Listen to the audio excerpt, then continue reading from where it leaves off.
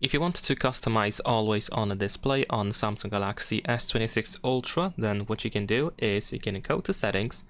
Over here we can proceed to lock screen and AOD, and then you should be able to find the always on display. Here we can find some of the settings that allow you to edit always on display, although not much can be done in here.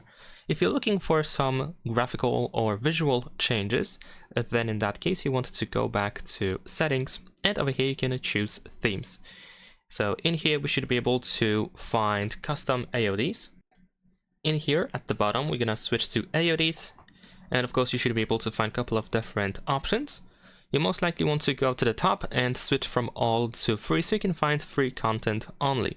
We can also find some animated AODs as well, but if you manage to find something that you wish to use, you can just simply download the AOD theme. We can press apply, we can apply the clock and image or just the image, and there we go. Now let's go to the AOD, and well, in my case I actually have the clock, namely the roaming clock, so let me turn it off.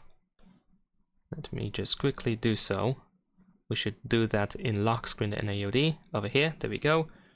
And now let's see if it's going to work. And there we go.